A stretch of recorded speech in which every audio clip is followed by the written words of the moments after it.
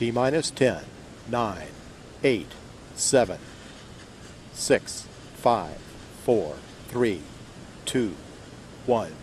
And ignition and liftoff of Ares 1X, testing concepts for the future of new rocket design.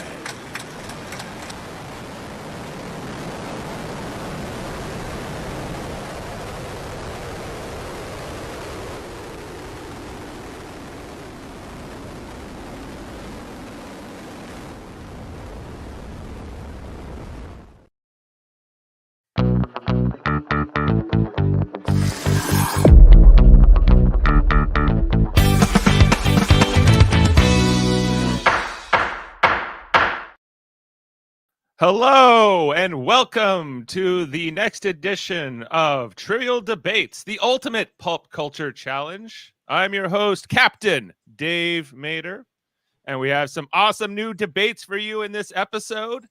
In each episode, our panelists will be judged and scored on their arguments for facts, passion, and creativity. We got some terrific panelists to introduce. Of course, Ashley Millard. She is the resident Debate 9 host and the quiz admiral of Live Long and Podcast. It's Ashley. The trivia host. Yes. Not Debate 9. Trouble with trivia. I do trivia. Are you coming up on a Debate 9 though? I should be, yes. When we can nail it down, I'll be on it. Yeah, I have been on it before. It is a good one. Murphy wrote these intro notes for me, Ashley. So that's okay. Confused, and that was in my brain, and I knew you were showing up on Debate 9. That's okay. I have done Debate 9, and I will be doing another Debate 9. Okay. Well, we'll see if I can do better on this next one. He's a Dublin-based author, content producer, and the host of the famed Trek Culture channel. It's Sean Ferrick. Hello, how are you getting on? Nailed it. Yes. Thank you so much. I'm delighted to be here. Terrified. I'm delighted. Glad to have you with us. And very nice to meet you. Up next, he is the Australian Star Trek content creator and a Doctor Who aficionado behind the Trek Trav YouTube channel. It's Travis Cook. Thank you. I am nervous as crap, but ready to have some fun. And yeah, that's about it. That's what I've got. Okay, well, I'm excited to have you all with us. Okay, how the show works, there will be 6 rounds. Movies, TV, music, sports, history, and Wildcard. Today, all Star Trek themed. So in each round, we'll ask a question. Each contestant will say, this is what they're championing or what their perspective is. Someone will win that round, and whoever has the most rounds after the 6 rounds will go into the 2 top contenders will go into the speed round. Same questions again. So, and we'll go through that to finally crown a winner. We want people to be passionate and not personally mean to one another. So be nice, everybody. Not so important with this particular panel, but it's we like to set those ground rules. Keep in mind, you can if you're watching on YouTube, you can always skip to a new debate by looking at the time indexes in the description, going to the battles that interest you the most. And with that, let's get ready to rumble, as they say. All right, first up, it's our movie round, and yes. Which Star Trek film is the most underrated? Well, hey, come on, let's ding, ding, ding, indeed. Sorry, loop was stuck. Yeah, it's all good. Okay. I'm sure we got some interesting challenges. I don't know who is going to say what here. This has all been hidden from me by producer Chris Murphy. So let's get into it. Ashley, you were up first. Okay, it'll probably come as no surprise to Dave, but I have chosen Star Trek V as my most underrated film. Mm-hmm. I think Star Trek V, when it comes to the Star Trek movies, is the most similar, when it comes to the original series Star Trek movies, is the most similar to an actual TOS episode. You got the sort of godly creature that needs to be foiled. You get great banter with McCoy, Kirk, and Spock. You get a secret relative, which has become known to Spock. Relatives coming out of the woodwork everywhere, Spock. And it's cheesy, just like the episodes were. And it's just a great fun watch. You have the the fun beginning with the three of them camping, the marshmallows and the Spock going after Kirk for climbing the mountain. It's one of the easiest, it's some of the best lines in any of the Star Trek movies for quotability. What does God need with a starship? Preparing to toast marshmallows. Please, Captain, not in front of the Klingons. True. All good points. All good points. Okay. Well, I'm glad that Star Trek 5's in the fight. We'll go to Travis next and see what he'll champion for this debate.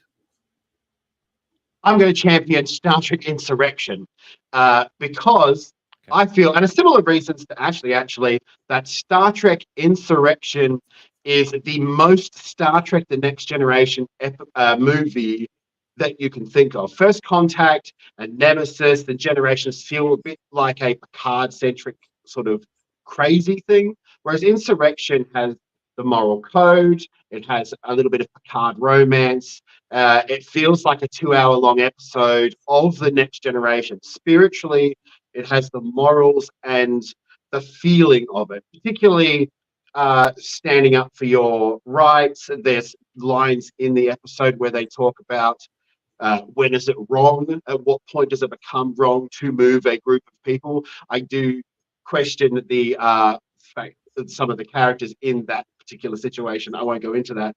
But for me, Insurrection holds true. Yeah. I got to cut you off there, Travis. Right. We have a format to follow. All right. So let's move on to Sean and hear what our third option will be for this. Now, I love both of your choices so far, but for me, there is only one answer, and it's Star Trek The Motion Picture. It is the film that has taken the longest amount of time to find the biggest audience and to be really appreciated for what it did, not just for what it does as a film on its own, for what it did for Star Trek as an entire franchise. But if we just look at it in a microcosm way, it completely and utterly changed the game and was derided from its premiere. Even its own cast came out to speak against it, looking at you, James Doohan. But it is a beautiful masterpiece of a film that is so often written off as it's the one you can skip because you need to get to the Wrath of Khan. But actually, it changed how we saw Star Trek as a franchise, and we got Disco McCoy. Well, okay. I was not expecting Star Trek 1 to be in this, but I am pleasantly surprised. Okay. So now we're going to go into the open debate where you can all trash each other. You can discuss each other's picks and say more about yours if you wish. But let's go. I'm a fan of both of those movies as well. I'm going to push Star Trek 1 to the side. And I mean, I do agree it's the most skippable, and not for the reasons to get to Wrath of Khan, because I think Wrath of Khan is overrated, but that's a debate for another time. It doesn't even, Star Trek 5, at least Captain Kirk is the captain of the Enterprise. Star Trek 1, he's not even the captain of the Enterprise in it. Like, it just starts all like willy-nilly. It's kind of all over the place. Insurrection is poorly named. There isn't even an insurrection in the movie. I just like Star Trek 5. You get comedy and you get incredible acting from Bones when his father's dying. Like, you get drama and you get comedy, and it's just such a great masterpiece altogether. You don't really get that in the other two. I feel like Insurrection, the joke about Data noticing boobs firming up, as much as it is a very immature joke, I remember at 13 years old having a giggle at that.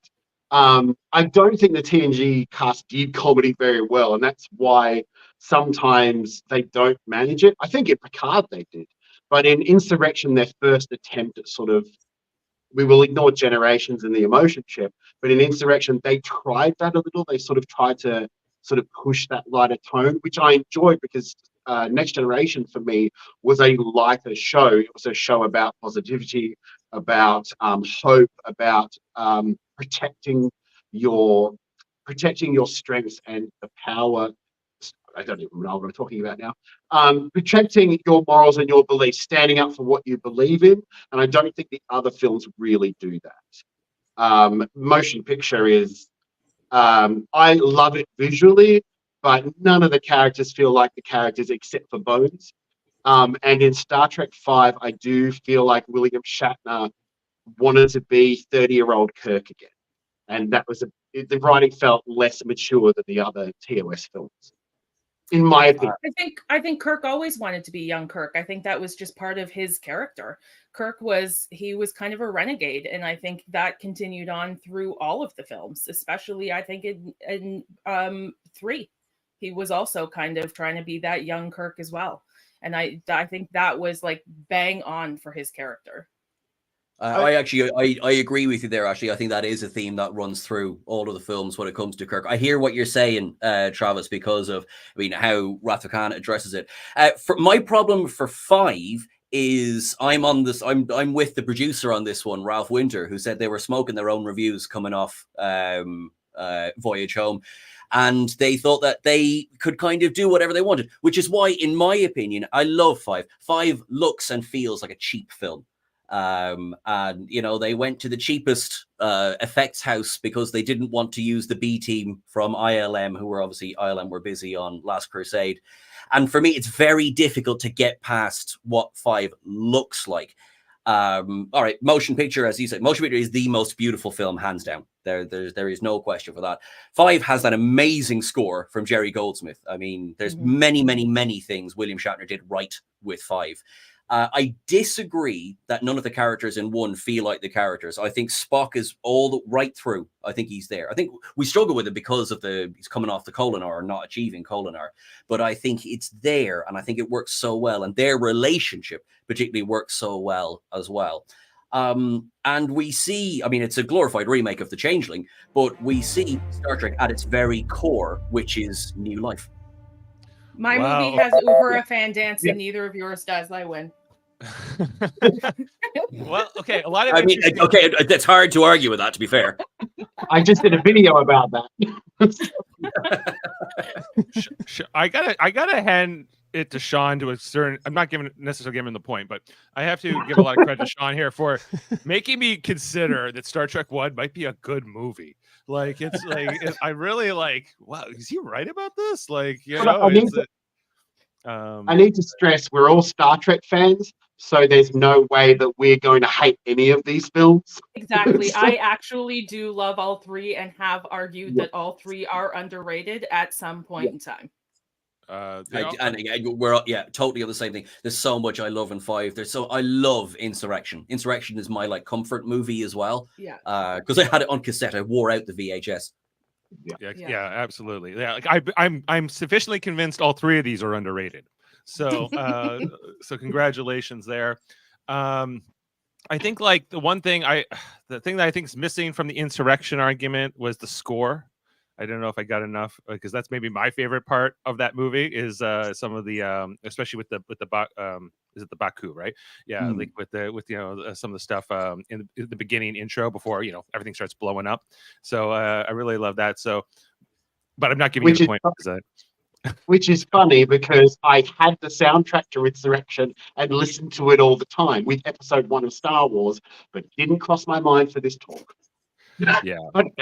I didn't bring in score because I honestly think all of the movies have excellent scores. I think it's just a normal thing that all Star Trek movies have excellent scores. It's just par for the course. Don't worry, Sean did it for you. So I'm giving the point to Ashley in this round. Ashley is the winner of the movie round. Congratulations to Ash. Yay, Star Trek 5. Also interesting, we all picked Jerry Goldsmith films. Yeah, and he's my favorite Star Trek composer by far. Well, actually, I love James Horner too, but I like Cliff Idleman. Weirdly, my favorite. Yeah, no, that was some great debates there. Good opener. Let's head into TV round and keep this going here. So the TV question here is: which main character from a Star Trek TV series was the most underused? So, main cast only, please. We'll start with Travis this round. And you have the floor, sir.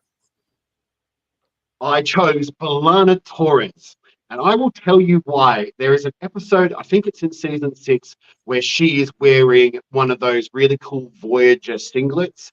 And I remember thinking, watching that episode, why the hell wasn't B'Elanna made that tough? You look at Sarah Connor, you look at even Janeway, you look at Ripley, B'Elanna Torres wearing a singlet, kicking ass.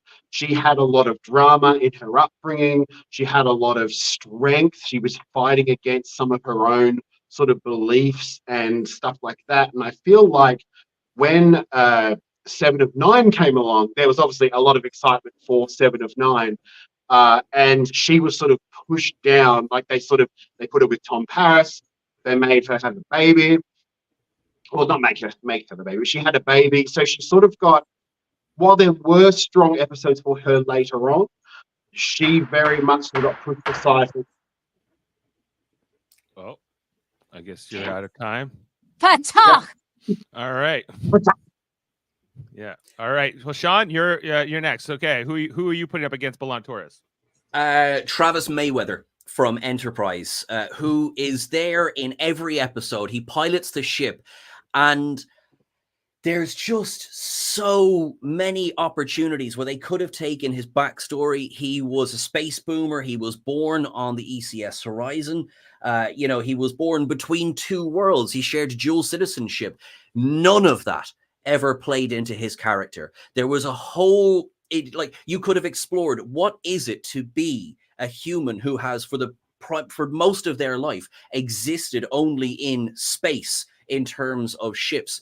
That was never explored. What does it mean to be, a member of the Federation outside of Starfleet, which could have been a core theme of Enterprise. And unfortunately, for 4 seasons, he was a very pretty doorstop, don't get me wrong, but he was there to push the buttons. And it just feels like a massive waste of a character. You want to keep your arms inside the vehicle at all times. All right, Travis Mayweather. Okay, yeah, I think that's a good one. And Ashley? Yeah. All right, I also went with an Enterprise character, and I went with Hoshi. I think she had she could have had such an interesting backstory. They kind of gave us a glimmer on her being a great character. She was a good concept, but they kind of painted themselves in a corner writing for her. I loved the idea that they didn't just have this magical device that could translate for everyone, and that they needed someone who could figure that out.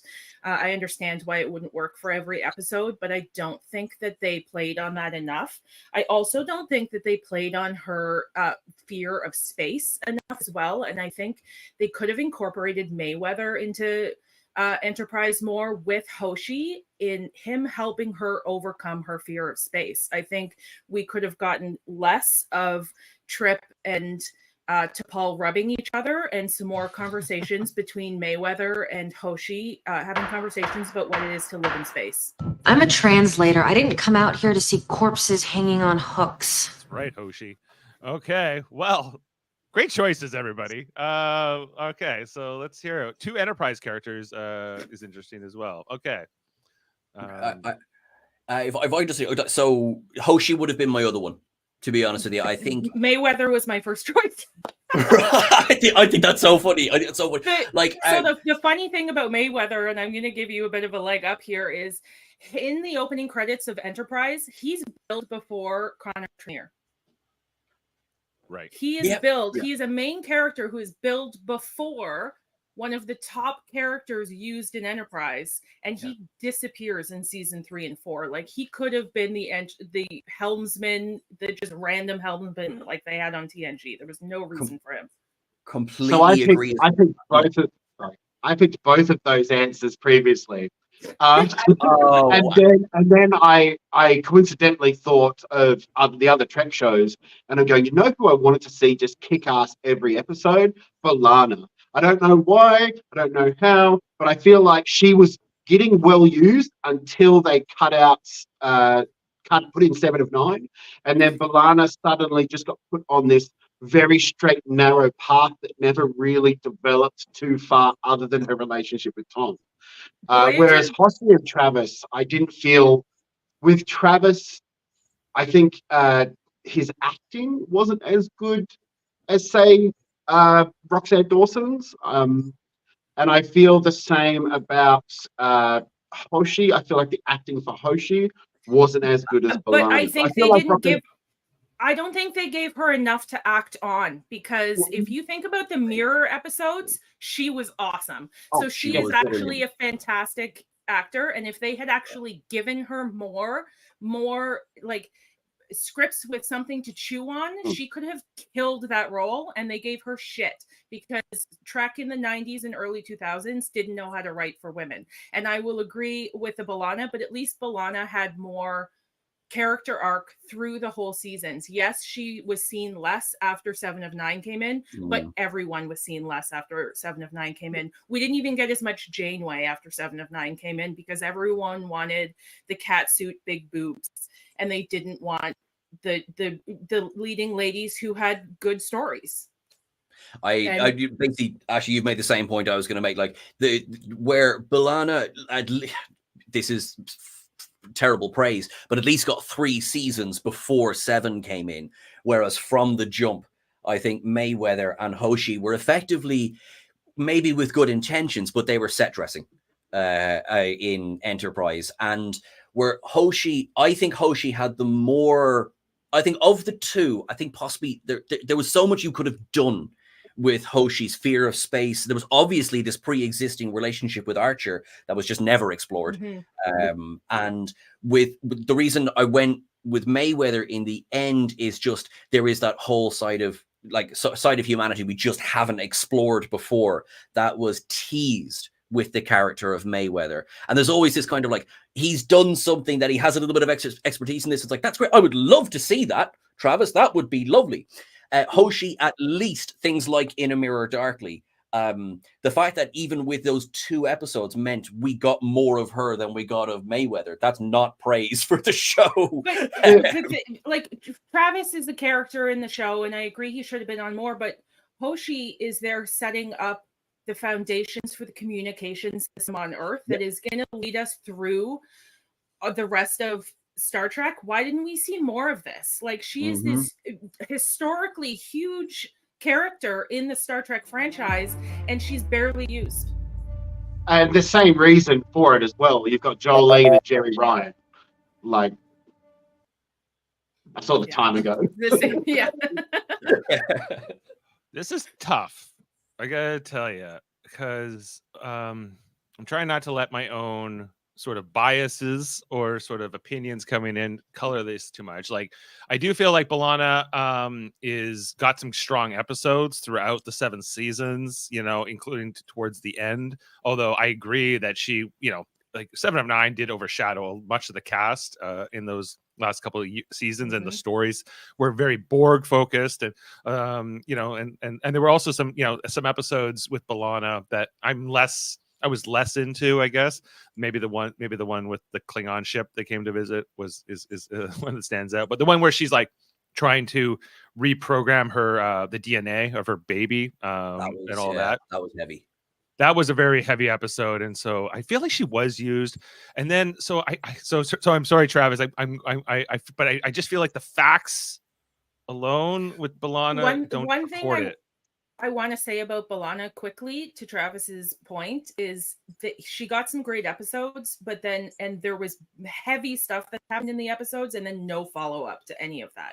Like, I feel like there should have been more stuff for the Ship of the Dead afterwards. Like, Star Trek glazes over PTSD so much that there could have been so many themes that came through for B'Elanna for some of her heavy episodes that they just ignored. They're like, we gave her episode, we don't have to worry about her anymore. She was sad about Monkey.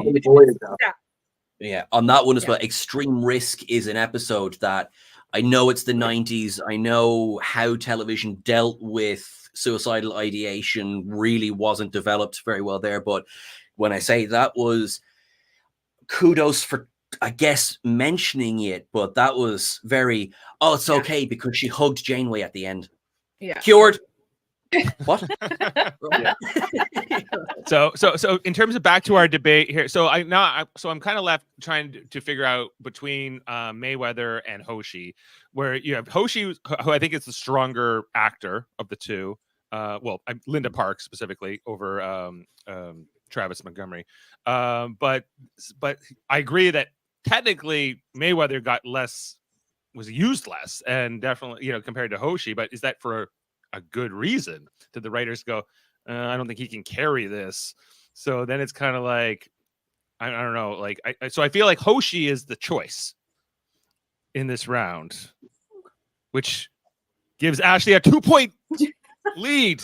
Wait, no, I totally disagree. Fun fact, I made notes and everything, forgot that I didn't get Mayweather as my thing, did like a page long of notes. He's not my pick. I know, there it is. It's like, it must be Mayweather. I was like, I have some good arguments on Mayweather, and then I was like, I can't even argue these. I feel like the only answer is Mayweather, to be honest. I feel like Mayweather is the single most underused character in the entire franchise. Yeah.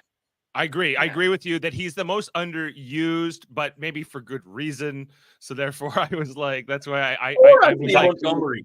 Poor Anthony Montgomery. I liked him. Look, his name is Travis. I wanted to love him. I wanted to love him. Travis. Come on. Yeah, like, I don't know. Like, it's not like I don't hate Anthony Montgomery's performances or the character, but I think he's a little bit more like, you think about that Mirror Universe episode, which got brought up, and the fact that, like, they don't give him a lot to do in that episode where they, compared to like Linda Park.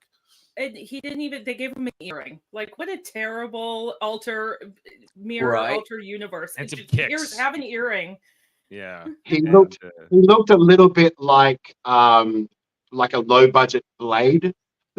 Like, he even had the little triangle point. It's a low budget Blade. I love it. Okay, well, we're moving on to music round, everybody. So the question from the music is, who was the most enjoyable singer on Star Trek? There have been many singers. I think I'm not going to name my examples because I'm guessing they're going to come at me in the next few seconds. Sean.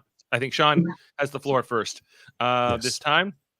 Okay, well, thank you very much. So for my pick, as overused as the character might have been, Jerry Ryan, 7 of 9. She has a beautiful singing voice. I remember, of course, The Killing Game Part 1, where I can't remember the exact, so, it can't be right, it can't be wrong, where she's singing in Le Coeur de Lion.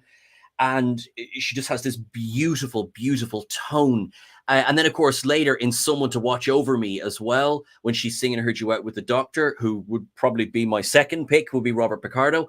And they are an excellent double act together. But I think honestly, just to keep it simple, for how much I love the sound of her voice, for me, it was the first answer. It was the only answer. And also, I've never heard someone sing so beautifully while being tortured by the ethics-free EMH from Equinox. So that's great, too. That's true. That's a chilling scene, but it's got some great vocals. Okay, Ashley, I think you are up next. Yep, I went with Celia Rose Gooding, who plays Ubra on Strange New Worlds. Obviously, we've had a couple of episodes with her singing. In the first season, we had the one where she had to communicate with that device on the planet to figure out how to communicate with it, and it was done in music. And then we have Subspace Rhapsody, and I know that the fans are kind of divided on whether or not they like the musical episode. I'm a huge fan of musicals and musical theater. I'm also a huge fan of musical episodes of TV shows. I loved it. Her song in that, Keep Us Connected, the range of her voice is incredible. She can go so low and she can go so high, and it was so emotional, and you can see why she's won a Grammy. Like, she has such a voice. I can't wait to see more of her singing in Strange New Worlds.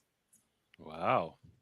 Bum, bum, bum, bum. All right. Well, I think you're up, Travis. Got some strong contenders here. So I'm pretty sure I chose Patrick Stewart. I chose Captain Picard because Picard was shown within the TNG universe. I've seen that clip. Picard in the Star Trek universe and in Star Trek TNG was theatrical. He was very into Macbeth and Shakespeare and Hamlet. And you can't tell me when he's dancing in Star Trek Insurrection, he doesn't look like he's done a dance number or two. And also doing Gilbert and Sullivan and knowing them by name. He sings without shame in front of Worf, the toughest character in the show. He sings to Data to calm him down and distract him. And with Brent Spiner, like, it's an excellent duo. I certainly think that, and I know that the actor Patrick Stewart can sing to a level. Maybe not now, he's an older gentleman. But Patrick Stewart showed us a tiny little bit of his singing talent. And it was that. Finish your thought. Picard is a soaring soul, as free as a mountain bird. His energetic fist should be ready to resist. Okay, I'll let you go. Sorry, I just needed a little bit of that. I wish you had pulled Frere Rajaka for that. Yeah. Frere Rajaka is another memorable. Memorable. He's keeping the kids. He's keeping the kids from being scared and in order, and he just gets them singing around. There's a lot of singing of rounds in Star Trek. They're really actually, yeah. We could throw in Kirk and McCoy as well, and we could throw Spock. He's not singing, but he's playing the lyre. I think I got that right. Lyre. I never pronounced that word. Spoken lyre. Yeah. I am going to make the unusual choice right now of I'm changing my answer. I'm agreeing with Ashley. I was a fool. Celia Rose Gooding. That's that. Sorry, that's on my screen. Yeah, Celia Rose Gooding. He was connected. So that was one of the first times I had to struggle to hold it together doing one of the ups and downs because my eyes kept welling thinking of that and how into the next one it leads straight into the voice of the Enterprise is Uhura. And it was just like, so, all right, I'm so sorry when I was answering this. I was obviously running from one thing to another. Celia Rose Gooding, give the point to Ashley. Sorry, Travis, I want to give you a point. I really do, but yeah, this is... I originally chose Celia Rose Gooding. Oh, can I just say?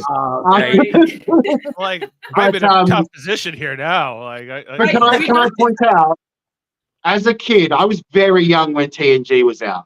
When Captain Picard did something sort of wacky and out of character, it was very soothing to me as a kid to go, oh, he can be a bit lovable and silly. I feel like Celia Rose Gooding, while a brilliant singer and an amazing actress, she didn't, it wasn't out of character for her. Whereas with Picard, it always felt me a little reassured that he could be silly, but also serious. He's sort of like that fatherly figure. And I don't know, it's weirdly important to me when I was a kid for him to be a little bit more, I want to say, emotional and charismatic. And that was a big part of it. And also Star Trek Insurrection.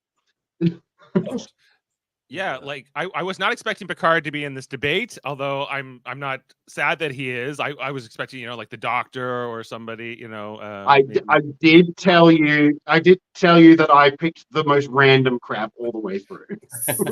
So Celia Rose Gooding was the first person I thought of, so obviously it was my top choice, but I struggled for a minute and I absolutely thought about picking the Klingon chef on Deep Space Nine. Brilliant. He would have been good. Incredible. Yeah, he did Klingon opera. And also, it was awesome. Christina Chong from that cast in that episode. Yeah. She's the more, I guess, accomplished singer, right? Or maybe not. Maybe. Well, Celia Rose Gooding has won a Grammy. Yeah, I guess so. She's more. So she's and she's been nominated for Tonys, so she's pretty accomplished. But are we going? You're talking about the actor, not the character. I'm talking about the actress. Yeah. But which character is the? Oh, I don't know. I like to think that Uhura's been nominated for a Grammy. She saved the Enterprise by singing. Can I point out, if we're going to talk about Uhura, Celia Rose Gooding, yes, great singer. And I'm sorry, Nichelle Nichols in the original series, I don't like those songs. So she becomes a bad singer to me in TOS. There's some interesting tunes, yes, I agree. Oh my goodness. And I'm well aware of the controversy about the released version of Moon is a Window to Heaven. I still want to hear Nichelle Nichols singing Moon is a Window to Heaven. Thank you very much. Me too. But I think the theme being Uhura has saved the day with her voice across several iterations. Yeah, I think. Sorry, just because running out of time. 7 of 9 is a good singer. She's great. I don't want it to sound like I don't like her anymore, but just I have to go. Wow. To be fair, Sean, you stepped out of that one, so it was definitely between Travis and Ashley. Yeah. Yes. Yeah. Agreed. Geez, this is a tough one because they're both good choices, and Ashley already has 2 points, but I should let them. They're all good choices. Don't give me the pity point. I don't want the pity point. No, I'm gonna step in here. Honestly, I think, in my opinion, Travis deserves that point because he made more reasons as to why Picard's a better singer than Uhura. We're mostly leaning on the fact that Uhura is just a good singer because of the and actress. She saved the Enterprise. That was the other big part that Ashley made. She saved the entire universe. With her singing. She saved the universe from the singing. She saved the universe from the thing that she did to save the universe. It's true. Man, this is... I'll fight it. I will fight it. You know what? What? We're gonna do it like this. We're gonna do it like this. What? Hang on. What are you doing? Okay. What are you doing? Sorry, wait, one second. 1 more minute. We're putting 1 more minute on the board. Okay, keep going. Yes, 1 more minute between Ashley and Travis. Oh my gosh. I don't really have anything else to say other than, like, I feel like Travis made, I'll help you out, Dave. I feel like Travis actually made a really great point with this, and I can see why arguing Picard would be really hard on this, and it's something I never would have come up with, and I really do think he made better arguments than I did, because my arguments is literally just that Uhura is a good singer, because she is. Right. Like, she is, but he gave reasons for Picard. Okay. Okay. Like, if we're going for argument, yes, I think he made a great argument. He did make a great, but so did you. So I just backfired. This turned into an argument between Dave and Ashley. Can I just point out that I just want to say this: arguing Picard is literally the hardest thing I've ever done in terms of debating. And you know what? It was harder than my argument. Yeah, you know what? You're right. That is uphill, the Star Trek. I was downhill.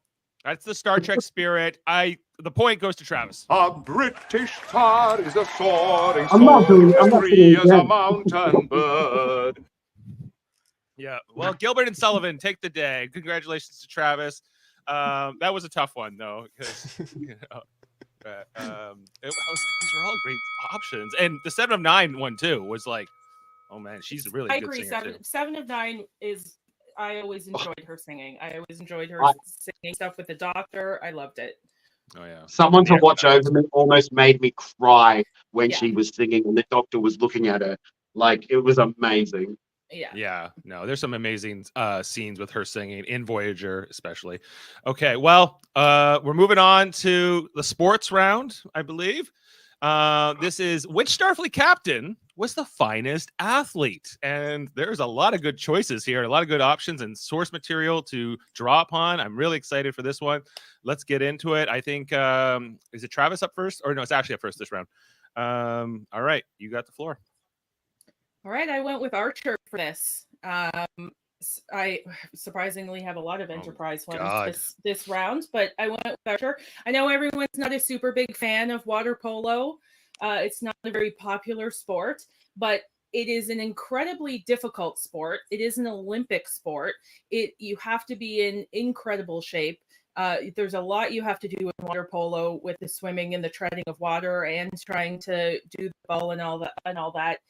He played water polo at Stanford while he was attending Stanford, and went on to the North American Regional Championships, where their team was down by 2 points in the last minute, and they ended up squeaking out the win to go on to the championship. it's obvious with him in uniform that he's still in great shape, so he's kept up his athletic abilities. Yeah, Archer. Water polo. Best sport in the world. Yeah, water polo. Okay, well, I would just like to point out that my husband is currently laughing at me. well, it's a good choice, but maybe I don't know. We'll see. Water polo. It's a lot to it. Okay, Travis. Archer. He's a water polo, and he plays basketball sometimes. What do you got to go against that? Don't look at Archer's muscles. What you need to look at is people who actually did sport in the series. And that's why I picked Captain Riker, because you see him kick his dad's ass. You see him wearing a fabulous athletic outfit. You see him playing the trombone, which you have to have amazing lung capacity. I played the trombone badly for about 6 months a long time ago. And you need a lot of lung capacity for that. And you see throughout TNG, you see him competing in sports, going on. He's the action hero of TNG. You can't tell me that Commander Riker didn't have the energy and the fitness to go on any away mission, kiss any woman, and kick any guys. I'm trying not to use swear words, but and come out on top every time. And 3, that's all I've got. 2, 1. Captain Riker. Swearing is welcomed on this show if you feel the need to drop an A-bomb here or there. Yeah. I am Australian. I just can't because I will use the C word a lot. All right, Well, and Sean. I think the C word's allowed in Ireland, right?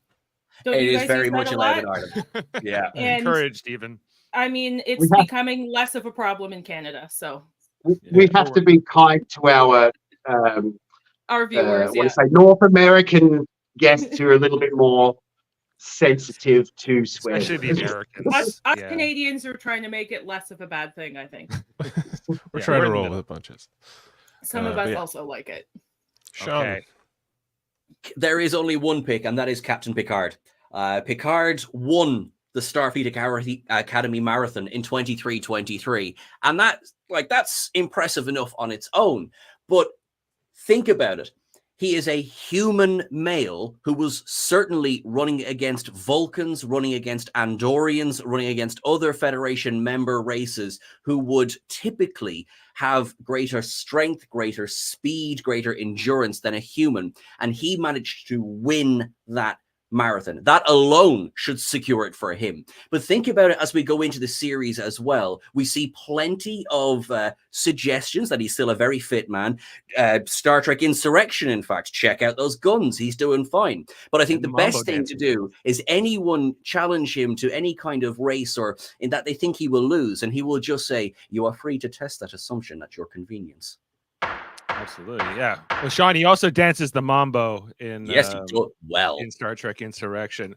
Excellent choices, yes. And he was the first only freshman ever to win the Academy Marathon too. But that's the only assist I'll give you there. Okay, good choices. Water polo, Archer, and to Davin's point in the comments, he also played desert lacrosse as well. And Travis, sorry, what was your choice? Captain Riker. Ambujitsu and Parisi Squares, and yes. And can I point out, Captain Picard chose a life of going into sitting on a captain's chair, not doing anything, while Riker's out there saving the universe. While still keeping that physique. So that's just because we didn't see him running rings around the bridge doesn't mean he wasn't in the gym. He said it himself on the way to Beta Z for the wedding at the Opal Sea. He was going to spend some time in the gym. True. We didn't see Riker be sporty as a captain, though. We only saw him be sporty as a commander. So I don't know if he would be the most sporty captain, because what was he doing as a captain? He was, sitting in a captain's chair just like Picard. But also, if we're going to say that being a playing a musical instrument makes you sporty, then I guess I was an athlete in high school. Me too. But Riker was captain of the Enterprise during Best of Both Worlds, where he was clearly being an athlete and going on these away missions. So while yes, he wasn't a proper captain until later, while he was captain on the Enterprise, he was keeping up with that trombone stuff and all of the action and women kissing and non-binary kissing that he could.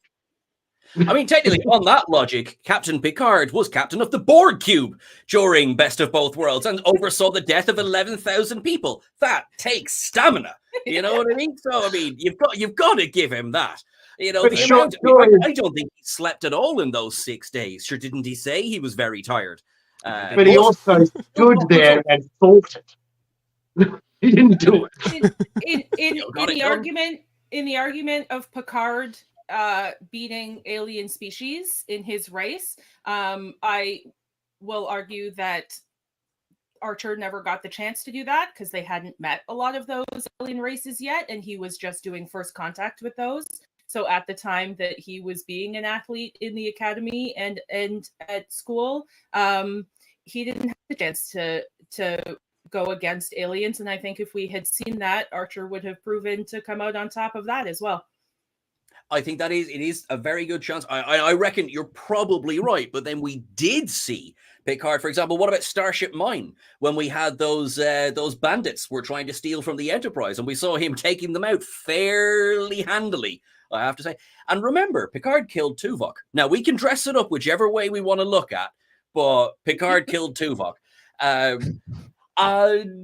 Janeway killed Tuvix. Janeway, I mean, like, you know, and then went for coffee, brought him back and killed him again.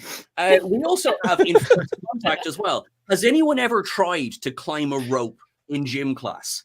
And then you've got Picard just like, you know, I'm laughing at this. This is mine. That's great. And then he's doing pull-ups and everything. The Borg Queen is hanging off him. Data's hanging off the Borg Queen. Keeping in mind, this is all over like liquid plasma. And then, of course, Nemesis, the thing that's going to win the entire thing is that, with absolutely no silliness whatsoever, pulls an iron bar off the wall of the scimitar, pokes it through Shinzon, who is a clone of Picard, so that when he starts pulling himself forward on this iron bar, that's only really proving that Picard was always going to be a better athlete, because he was always going to be strong, no matter whether he's a clone or himself. Can I point out that Picard found that bar that was already broken? Like, it was already snapped. He just pushed it down. But have you ever tried to play volleyball in the pool while on vacation? Now imagine having to do that competitively. That's difficult. And you are I'm a Star Trek fan. There's no exercise. Yeah. What? A bit of truth to that, all right. This one I'm not too conflicted on in terms of how this goes. I didn't know coming in that I would dub Jean-Luc Picard not only the best singer but also the best athlete. Point goes to Sean. Thank you. He also owns his own battle. That's right. Go ahead. Sorry, Ashley. Ashley? Oh, I was just saying, for Picard being a true sportsman, he owns his own saddle. Any good rider does. Any good rider does. Yeah, And no, you can't but touch the bottom of the pool. I do love that Archer was here for the fight. No one picked Cisco for baseball. That sounds like baseball. Where was the baseball? No, because baseball is barely a sport. You stand around for 40% of the game, and then the other 50% you sit on a bench. You occasionally have to run 20 feet to a base, and then you just stand there. It is so not a sport that you can literally chew tobacco while you play it. Fuck baseball. I do remember the first time I ever saw in real life baseball. I was so disappointed because obviously it wasn't edited to fit within the final act of a film where, it was everyone is hitting a home run and they're all running around the whole time. I was like, that's baseball. Wait, that's baseball in real life? Right. Okay. Yeah. I know how bad baseball is as a sport because I used to enjoy it as a child and I didn't like any other sport. So I know it's bad. Yeah, Australians like baseball a little bit more than the Irish and the English, I believe. But you having a team at the Olympics that's decent, so or at least you used to. We watch footy and rugby and tennis. Better for Older me to people watch do. cricket. All the older people like cricket. Okay. Well, here in Canada, it's hockey, and then whatever. But like, hey, let's get back on track here and get to our next round as we head into history. So we're going to be asking the question here: which Starfleet officer of the third millennium would be the most historically noteworthy? Some people asked me about this question: what the third millennium is? That's the millennium we're currently in. Just because. Maybe I don't have to explain it, but anything after 2001. So nothing. Michael Burnham and all of that stuff in the 32nd century is out of bounds. So we got to stay within those 1,000 years. Oh, all right. Can someone remind me who I chose then? You technically are within the limits. I'm gonna let this one go, but you are first, Travis. So you can. I'll remind you. You chose. Enjoy. All right, here we go. Oh, interesting. Saru. Yes, good. I had it written down on my notes, and I'm like, oh my god, who the hell did I choose then? So Saru is hands down the most notable character in Discovery, period. He's the first of his species to join Starfleet. He's an ambassador for his people later on, but he also, and I can't imagine, like Giorgio literally just picked him up on a planet. She didn't announce herself to the entire race. She took Saru. Not to mention that Saru went through Varahi, and he was the first one to go through that in order to progress to the next stage of his species development. He went back and liberated his people. He went back and introduced them to the universe around them. He was found by Starfleet and represented everything in Starfleet. You watch the first 2 seasons of Discovery, and he represents everything about Discovery and everything about Star Trek in general, that hope for the future. Right. Well, I just will put a note on this. Yes, he is a Starfleet officer from the third millennium. However, any of his actions post the year 3000 would not be considered. So his role as an ambassador or anything like that is everything. But he was kind of an ambassador before that, kind of unofficial. Kind of. Okay, so we'll just so we're clear. Ashley, or is it Sean? Sean's up next.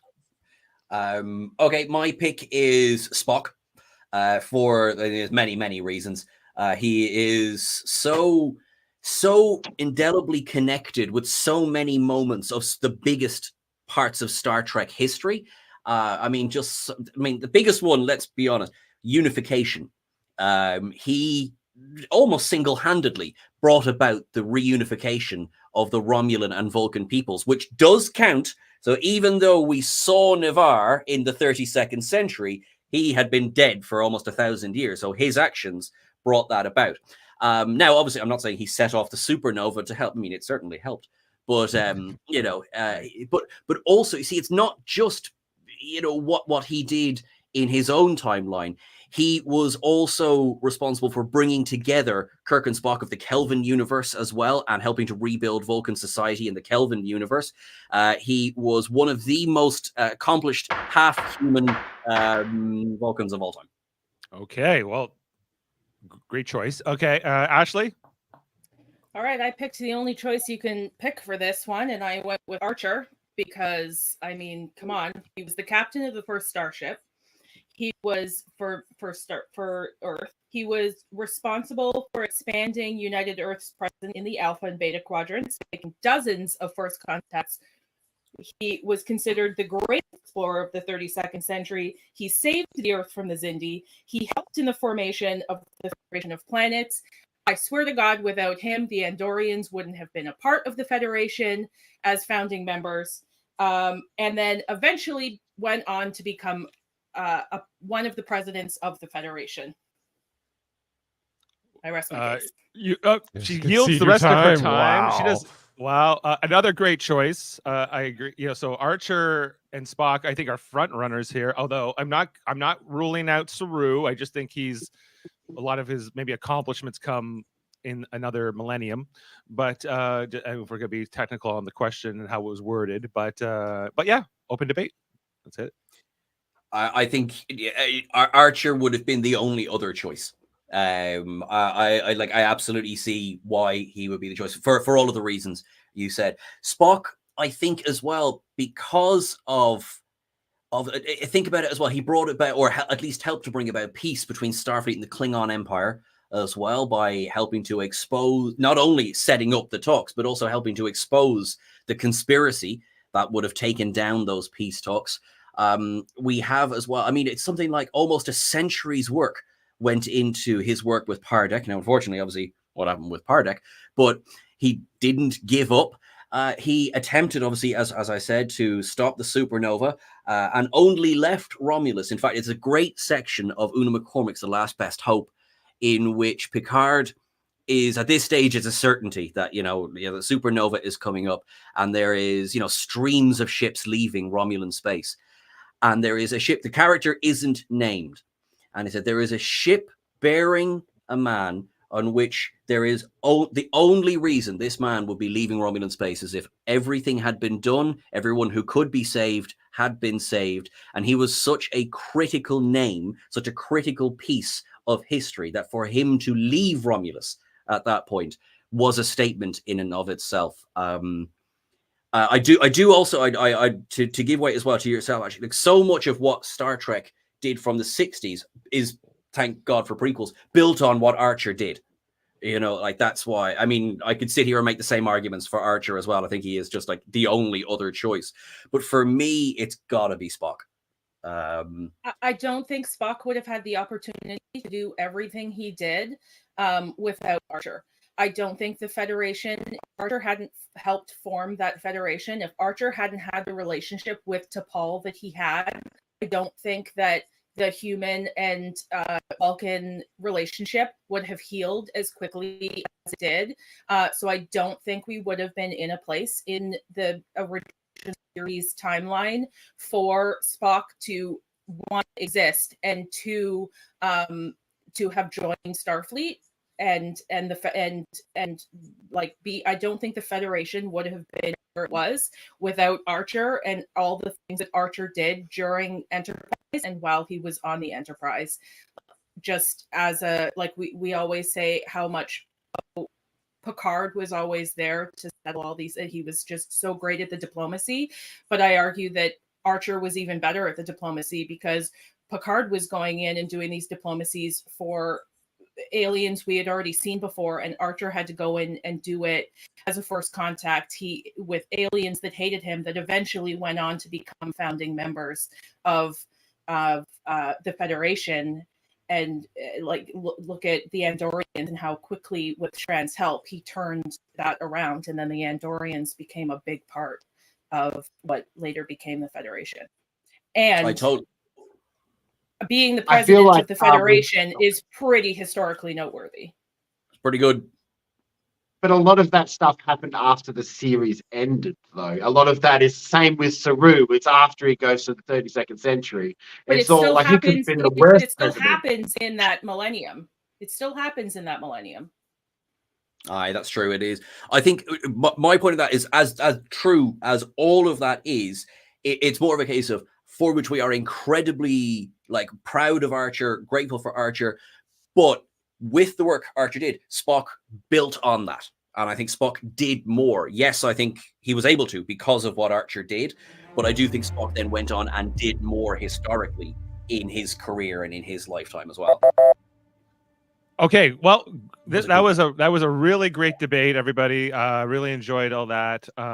It's very difficult because I think Ashley has made a strong argument here with Archer comes first. Without Archer laying certain groundwork, Spock can't do this, or Saru can't do that, or whatever. But so it's tough because I feel like, if you were you're talking about George Washington versus Abraham Lincoln in a sense, right? Because obviously you have to have one before the other, but there's a lot of historical significance on the later character too.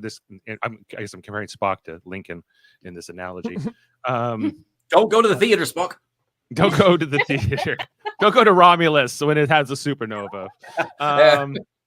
But the main thing that I think is going to tip the balance here is that is that Spock was historically noteworthy in another dimension as well, being the Kelvin universe and bringing together the alternate Kirk and Spock. So I got to go with Sean on this round. Congratulations to Sean. And it's a tight match here. Okay, so we are now heading into the wild card round. Travis, you need this point in order to force a tiebreaker. Otherwise, it will be Sean and Ashley moving on to the speed round. So this is our final regular round. This is what is the best Starfleet uniform. Anybody who knows me knows I'm a big uniform guy. I love the Starfleet. I'm wearing one right now. That's putting it mildly, Dave. Yeah, very mildly. Excellent. We had a whole ranking convention for uniforms already, where we did S tier, A tier, different Starfleet uniforms. I'm going to try to go blank slate here and pretend that I didn't have my own biases coming in here. But like, give me reasons. Why are these uniforms better? Not just aesthetically, but maybe functionally. Sean up first. Okay, Sean, you have the floor. Anyone who knows me knows what I'm about to say, and it's the Monster Maroons. Introduced in Wrath of Khan, they are not only are they functional, but you can, as clearly as you can with the Next Generation and Beyond, you can see the division changes, but also it gives a sense of gravitas.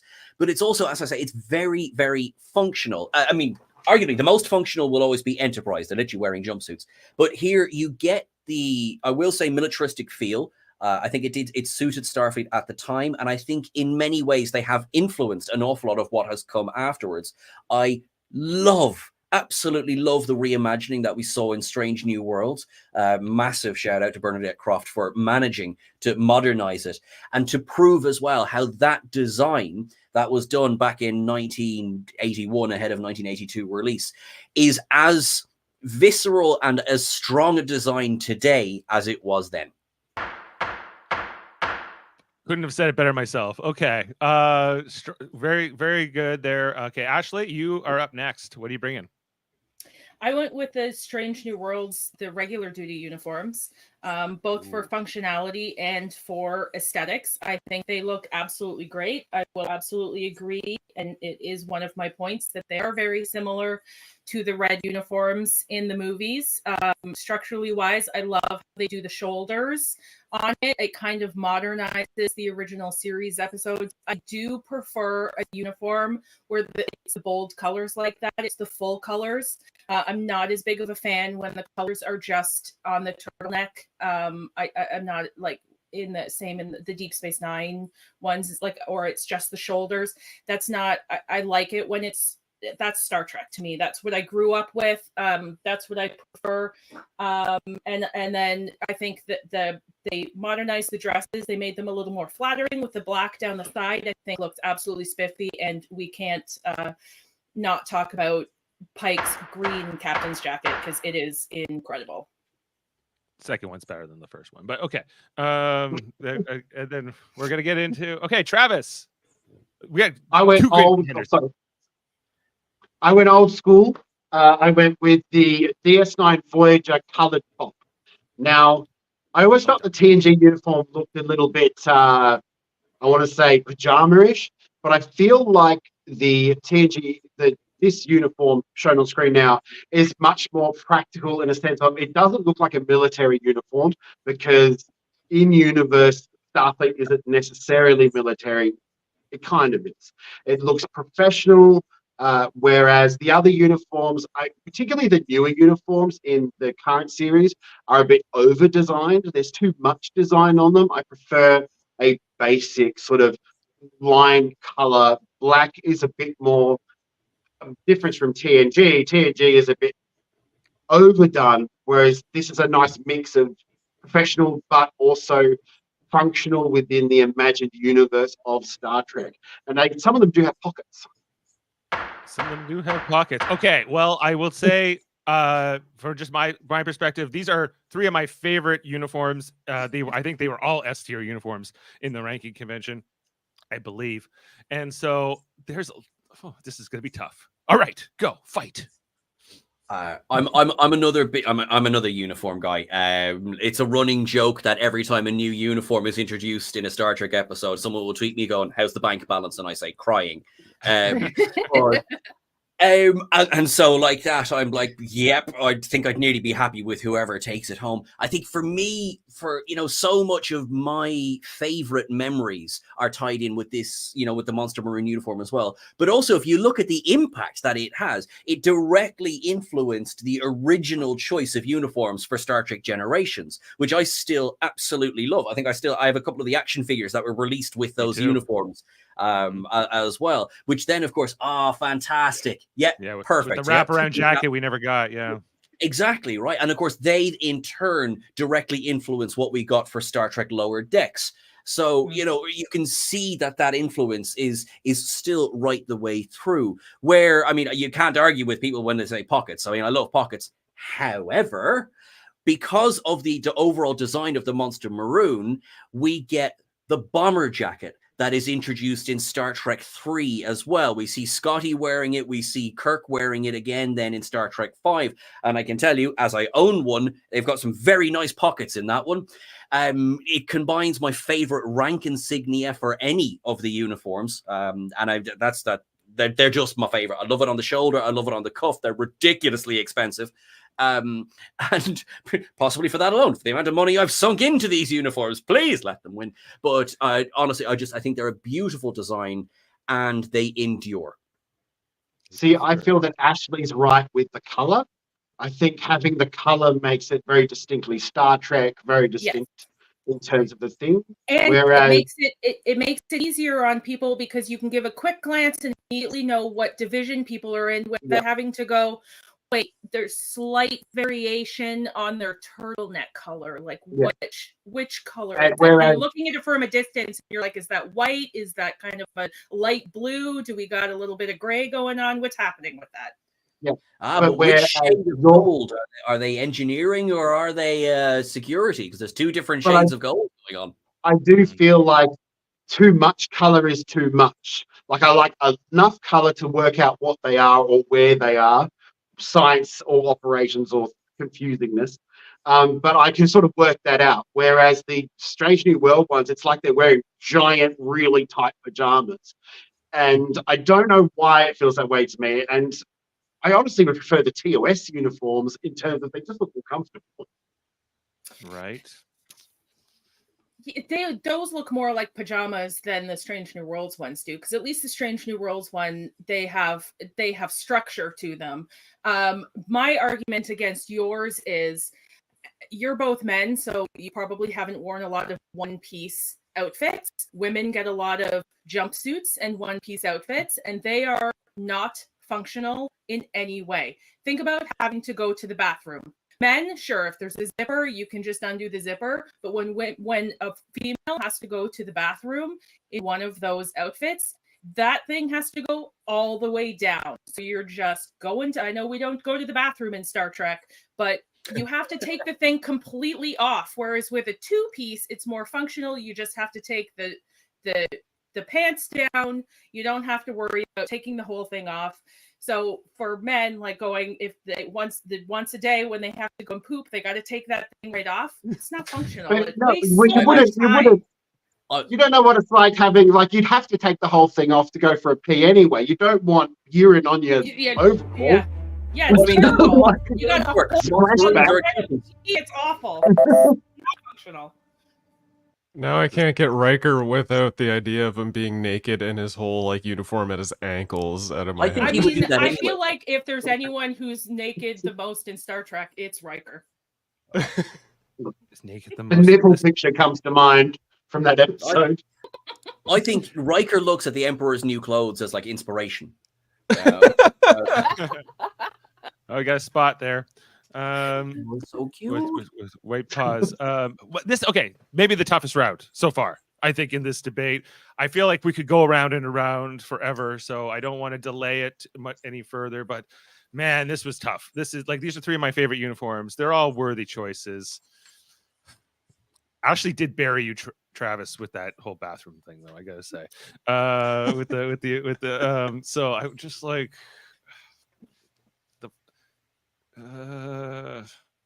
Points to Ashley. She won me over the Strange New Worlds thing. The argument about the full color being more iconically Star Trek. I'm persuaded by this bathroom argument. Although like, and her thing about like, oh, what's the division colors? And she's right, the monster maroons, like it's hard to really tell some of those division colors apart. In particular, I think like the science and the like the tactical division almost look exactly like the same kind of gray, kind of this tan gray color that's hard to tell apart. Although I do like the division. You know you're an admiral when you've got a bloody handprint on the opened flap. You know, that's like, okay, that's the admiral. So yeah, you know, and I was like, so I really love that monster maroon uniform as well, but I think Ashley she had a few really good strong points that just were like very convincing. So I'm sorry, Travis. I did want to see you continue here, but you're welcome to stay around and help judge this speed round we are about to jump into between Ashley and Sean. And now it's I'll time just for the watch speed good. round. Okay, so this will be a fast moving thing. We'll be moving. So, you know, like Murphy said at the beginning, you know, you'll get 30-second opening statements.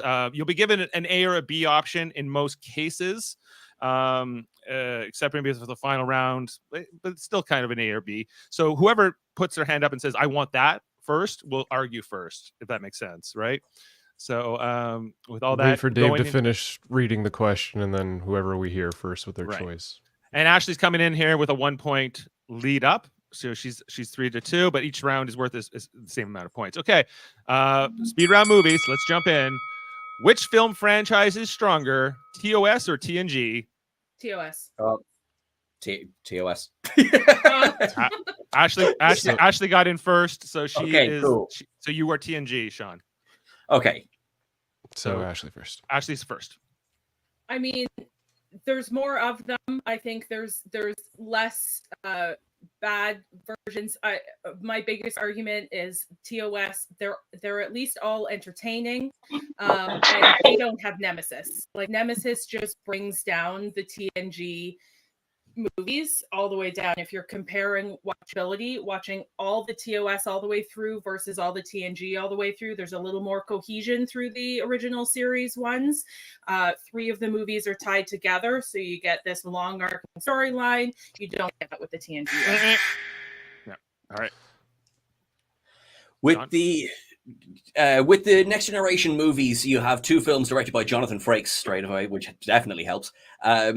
Generations, I suppose we can both take Generations, really, because it's a crossover one. But Generations, I'll give it to you. Oh, I kind of need it. Thank you, because it contains one of my favorite scenes of all, which is the scene in the cabin. I will defend most of Nemesis. There's some bits that can't be defended, but the scene in the Romulan Senate is one of the most perfect scenes in Star Trek. Rebuttal. Nemesis was is the movie that I would argue had such a great premise and such a terrible delivery, even more than Star Trek V. Like people always say it had a good premise, but it didn't deliver. That's Nemesis. Rebuttal. It just pooped all over it. I agree with you about 5. I'm going to be honest with you. I'm not going to win this one because I'm on her side. The TOS films are better. I was like, Sean better say something soon, or like, I don't think I can give him this. The Nexus. I don't know. Nexus. Okay, points to Ashley. She is up by 2 now. So yeah, you got the worst. Your series had the worst death scene in the history of Star Trek. Oh, it was fun. It was fun. All right. Speed round TV. Let's jump in. If they were in command of Voyager, who would get the crew home faster, Kirk or Picard? Kirk. All right, you're up, Sean. Gets Kirk. Okay. Kirk would do it because while Kirk is all right. How do I say this nicely? Kirk was a more, I feel, militaristic commander than Picard was. I think Picard would, he would stop more often than Janeway did to make first contact and to investigate every little thing. And I think that is commendable. I really do. I think Kirk, when faced with the mission of get my crew home, he would be so singularly focused on that he would have got them home at least at the same speed as Janeway, if not faster. Yeah. Ashley? Oh, I am going to concede on this one. I cannot. Picard would have been the worst. Do you know who would have gotten them home the fastest? Cisco. Cisco, yeah. I can't even come up with an argument for Picard. He would literally find anything archaeologically intriguing and then just immediately stop at that planet and be like, I got to dig this up for the next 18 months. Like, he would have been, he won't do anything outside of his ethics. He would have been terrible on Voyager. Yeah. They'd First time any man's. The wrong one. I was looking for the first duty to Starfleet is the truth. And all that. But that was a different quote. Point goes to Sean. Yeah, it was a concession. Yeah, but it was fun. I didn't even listen, Sean. I didn't even listen to your argument because I was so in my head trying to come up with something to argue for Picard. And then we got to my time, and I was like, I have nothing. He might be the best singer and he might be the best athlete, but he's not getting people home faster. He's not getting Voyager home. All right. Speed round music. Let's hit it. Which of these theme songs should never be skipped? Deep Space Nine or Voyager? DS9. Okay. All right, you're up. I will tell you this right now. Voyager has the better opening credits sequence. It's up there with Prodigy for, I think, the best two of them all. But DS9, that music that was composed by Dennis McCarthy is Deep Space Nine to its absolute core. That lonely horn that really, really sums up those first couple of seasons particularly. And then when they sort of jazzed it up a little bit, once DS9 became a more popular hub for travel and commerce, I think it is absolutely beautiful and stunning. And also 3 a.m. at Quarks, the piano version. Oh, okay. Good opener. All right. Voyager, I mean, when we come down to it, you don't just want to think about the song, but visuals as well. I absolutely agree that Voyager is the most beautiful opening out of any of them. I also think the music is a little bit more triumphant and definitely fits the theme of Voyager as well. I find Deep Space Nine drags a little bit. It gets a little slow. I think they could have increased the tempo just slightly on Deep Space Nine one to make it a little bit less draggy. But I absolutely think that Voyager, just the visuals on it, and Voyager is the one that I don't skip. Rebuttal. If we're just going just by the pure rating, it's just the theme song. It has to be DS9 for me because I agree. There's no argument. The visuals for Voyager straight away. That's going to take it home. But just for the music alone, Jerry Goldsmith, I love you, but Dennis McCarthy earned that Emmy. Rebuttal. No, I wish music alone. I wish that the Deep Space Nine one was a little faster. I think the Voyager theme builds better than the Deep Space Nine one and keeps it consistently building through it rather than Deep Space Nine that kind of builds and then goes down a little bit and then builds again and it kind of speeds up but then it slows down and the tempo is just kind of off on it. Damn, this is a good one. And Travis, were you convinced by one more than the other? Or just curious, as I'm very on the fence. I get what they mean by both of them. I agree. Prodigy is actually my new favorite. I think DS9 represents DS9 better, but Voyager, I always found that theme a bit slow and meandering. So I'd say DS9 is my go-to, but everyone's different. Yeah, and this is really subjective, so it's hard to really argue what one of you is. I actually did have some great points there, but I'm leaning towards a long road. Yeah, I'm leaning towards Sean on this one, so Sean gets the point. So we're tied up. Deep Space Nine theme is the ringtone on my phone. Yeah. Yes. I actually love it. But you did a great job deconstructing it in your argument. Thank you. Yeah. All right, speed round sports. Which of these is more dangerous, Ambo Jitsu or Parisi Squares? I don't think I know enough about either of them. I'll go Ambo Jitsu. Okay, Ambo Jitsu. You saw Riker in his suit, but in the sports round, I mean, I don't really remember much of the rules of either of these or much about either of these. Don't people die playing Ambujitsu? Like, isn't it? Both. Oh, both. Okay. I'm struggling to argue this, but I'm going to go Ambujitsu because it seems like it's the most martial arty, and that can be super, super dangerous. I don't remember what Parisi Squares is. we saw it in Star Trek Prodigy recently, but it's pretty new. Okay, Sean. So it's Parisi Squares, and both of my examples are from Voyager. The first being in the episode Real Life with the Doctor's holographic family. His daughter is actually killed due to an accident that happens in Parisi Squares. And then later on in Year of Hell as well, Harry Kim, they're doing a quiz to pass the time.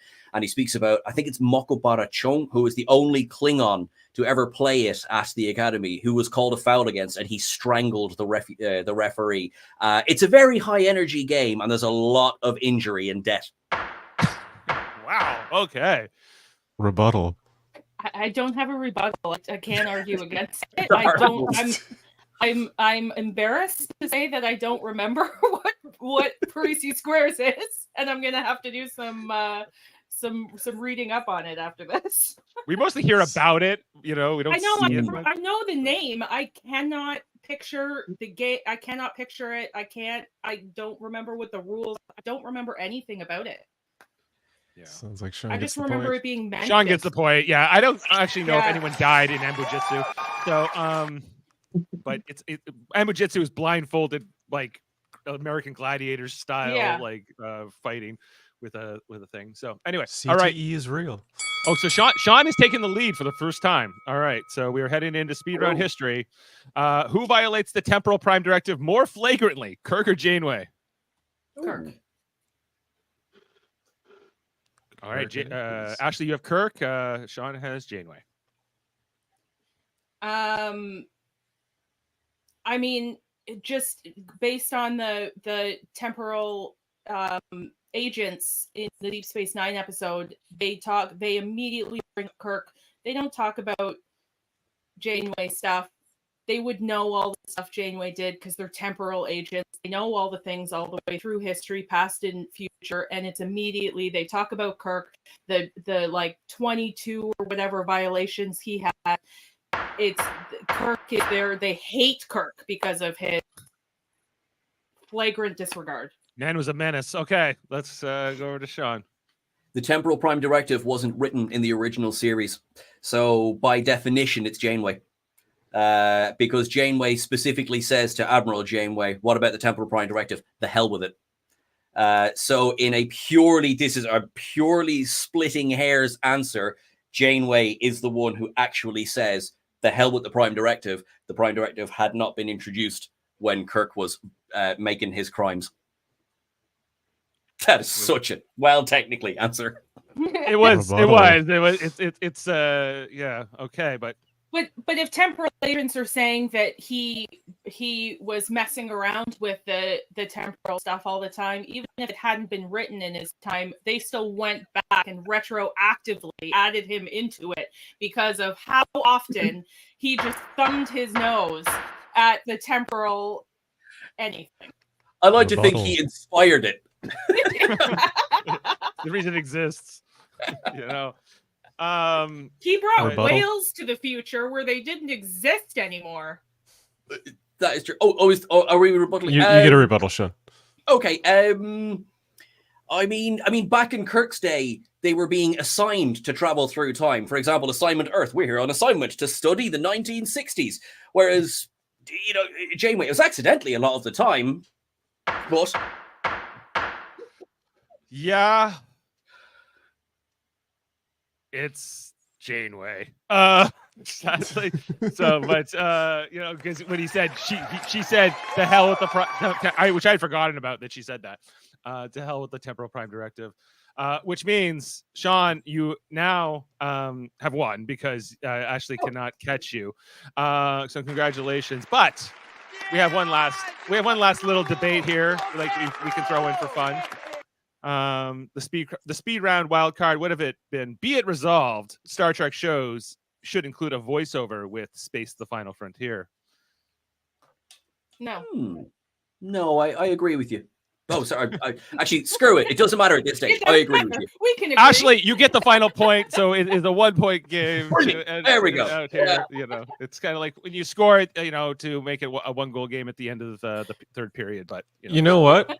I'm gonna say that's worth it double points. We're gonna go with the tiebreaker because I really want to see this one. This is the tiebreaker question. I hope you're all ready for this. Let me just. Dave, if you will. I don't even know what this is. Okay. Tiebreaker. Worf is the only true Klingon, yes or no? No. Oh, no. Okay, well, I think Ashley got the no. So. Okay. So you gotta argue for yes, Sean. Yeah. Right. Okay. I mean, no, he didn't even grow up around Klingons. He grew up with humans. It's obvious. He always talks about this is the Klingon way. This is how the Klingons do it. I can't do that because I'm Klingon. All this stuff. And then every other time we see Klingons, they're not that way at all. He talks about how he has to be so serious because he's Klingon, but the Klingons are constantly jovial, getting drunk, singing songs, like doing all this stuff. They love to have fun. They love to do all this stuff that Worf is like, no, I can't do that because I'm Klingon. He doesn't seem to have a grasp. It's like he read a paragraph on what it is to be Klingon and then just went with that and didn't actually learn what it is to be Klingon. Okay. So Worf was lifted out of his Klingon heritage, obviously for a good reason. He was saved at Khitomer and was then raised as an outsider. And then he obviously learned and grew within the Klingon culture. He brought that then to Starfleet. He brought, Klingon representation, but also never forgetting what it was, in fact, to be a Klingon. He was able to hold his honor over everything else. He was able to make that part of what exemplified him as an officer. And he also assassinated 2 people to install Martok on the throne. Rebuttal. If he was a true Klingon, he would have taken that throne. He wouldn't have given it away to someone else like a human would do, decide that somebody else is better for that role and give it away. He would have gone, nope, this is my empire. This is my legacy. This is what it means to be Klingon. I killed this person. I am going to take this throne. That is what it is to be Klingon. Rebuttal. That is if one subscribes to the idea that Klingons are nothing more than bloodthirsty savages who are all power hungry. But if one subscribes to the idea that Klingons have the only true belief in honor, then there is nothing more honorable than seeing what is needed for the Empire and putting what is required there as well. But he went back on his own beliefs of what it is to be Klingon because he believed that was the way that Klingons were. He said this it is all outside the clock. All of his stuff. Yeah. Right. Well, all good. Are you a Klingon warrior or an Alvarian dung beetle? I don't know. He might be a dung beetle. So, Ashley, geez, it's like a tie, but like Ashley, I think is the edge here.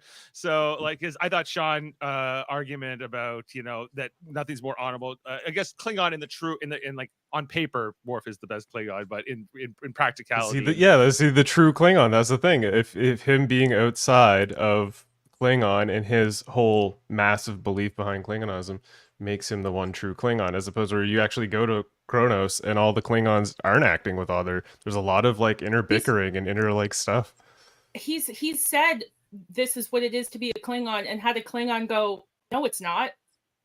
Literally, in Deep Space Nine. Right. What if they treat it more like a guideline? Travis, what do you think? I think they're both right.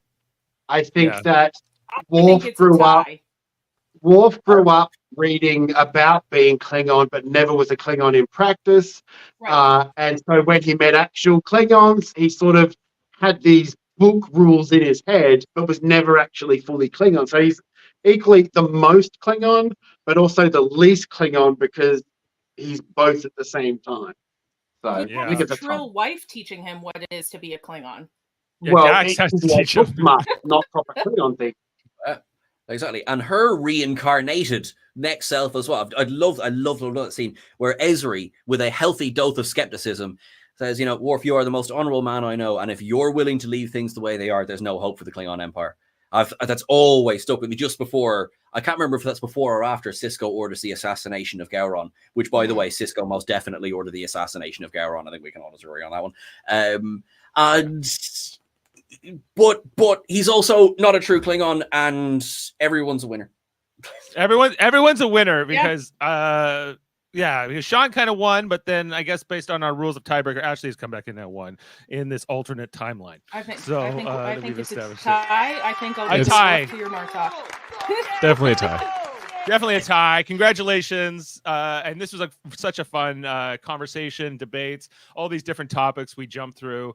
An absolute pleasure for me. It was a joy to hear you all talk about your different choices and just talk about Star Trek. This was a great time. And I want to thank Chris for helping put this panel together today.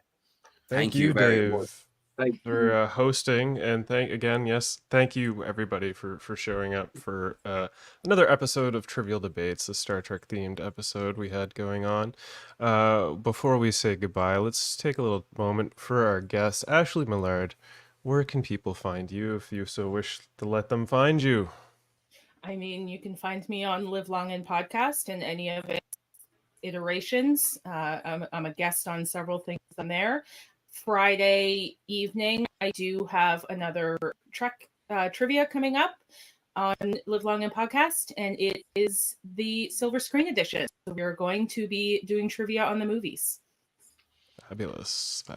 And Sean Farrick, where can the folks find you? Pretty much anything Trek culture related. We're on the YouTubes and the social medias. This week, if you're in the convention in Vegas, I will be there, as will Ellie, my co-host. So we'll be there for the full week. Come and say hi. Do run up to us. Do say hi. Do shout in our faces. We actually quite like that sort of thing. Much like a true Klingon. Thank you. I'll take you up on that if I see you. I'm not going to Vegas, but Travis, where can the wonderful audience find your content? At Trek Trav on YouTube and Trek Trav official on TikTok, and just look for Trek Trav. That's basically it. It's not. Thank you so much for Mayweather. A different Travis. All right. Well, with that, you guys, thank you again for joining us for Truly Debates. Hopefully next month we're going to have ourselves a Game of Thrones edition episode where we're going to have some contestants. I'll lock that in. Keep tuned, stay subscribed, and all that jazz. We've got some other podcasts as we're part of the United Federation of Podcasts. You're going to get to see those in the end. And with that, thank you for having fun with us, and hopefully we'll see you next month. Thanks, everyone. Until next time, live long and prosper. And that's not the video I want to play. This is the one. Haha. Beam up some Star Trek content with Live Long and Podcast. Tune in to X-Rated, the X-Men animated review show. Artistic interviews with graphic histories. A roundtable movie discussion with Hey, did you see this one? And movie reviews with Hold Up, a movie podcast. And while you're at it, spin a few records with Eamon on Track. Watch us duke it out on Trivial Debates. And let's chat about TV with the Super Mater Brothers. It's all here on the United Federation of Podcasts.